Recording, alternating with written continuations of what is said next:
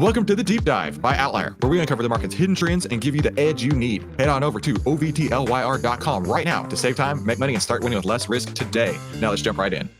Buckle up, everybody, because today we're going deep into the European auto industry. Ooh, sounds interesting. Yeah, we're going to be using this CNBC article as our guide here. It's called Auto Giants Endured a Torrid Time of It This Year, and Few Expect 2025 to be much better.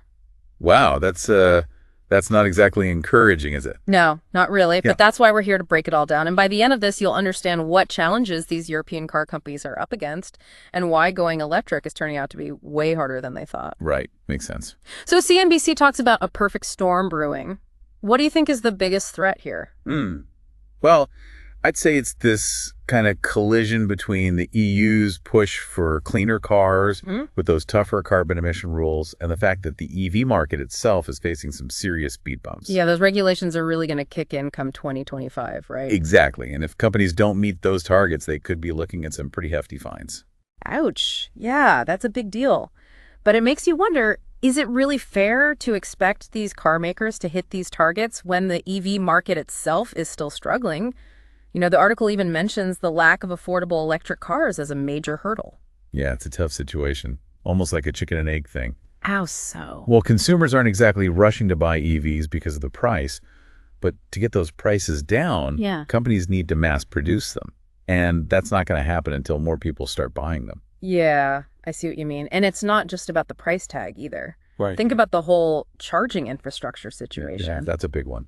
Imagine you're all excited about your new EV, and then you realize finding a place to charge it is like trying to find a parking spot in a packed stadium. Ugh, yeah, not a fun experience. Exactly. It's stressful and it takes forever. And then you've got this other storm cloud looming competition. Oh, yeah, right. The Chinese EV makers. Exactly. They're flooding the market with models that are often cheaper and have features that European car makers are struggling to keep up with. Like what kind of features? Things like longer battery ranges and advanced driver assistance systems.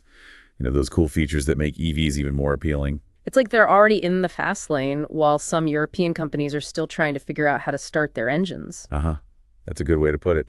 And all this pressure is leading to some interesting moves. And that brings us to a question for you, our listener.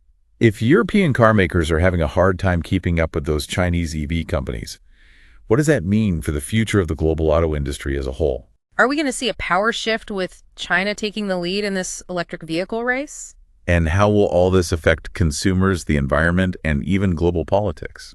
Lots to think about. It's a really complex situation and definitely worth paying attention to as this whole story unfolds. Absolutely. So we've covered a lot of ground today, but before we wrap things up, let's do a quick recap of the key takeaways for our listeners. All right, so let's recap what we've learned. It seems like European automakers are facing a pretty tough road ahead. Yeah, it's a bumpy ride for sure. We've got the lack of affordable EVs, the slow rollout of charging stations, and then there's China. They're really pulling ahead in the EV race. Right. And on top of all that, you've got those stricter EU emission rules. Yeah. The potential for U.S. tariffs. Yes. And the fact that EVs are just less profitable to make right now. Yeah, it all adds up to a pretty challenging situation. It does, Yes. but it's not all bad news. Remember, we did see some signs that car makers are starting to adapt, like those more affordable EVs that were showcased in Paris. Right, they're finally realizing that people want electric cars, but they need to be able to afford them. Exactly. And even though there's a long way to go, the potential benefits of this whole electric transition are pretty exciting. Yeah, what are some of those? Well, we might see some big leaps forward in battery technology, faster charging times, and way more electric car models to choose from. Imagine being able to charge your car as quickly as you fill up your gas tank. That would be a game changer. Yeah, it would make EVs so much more appealing.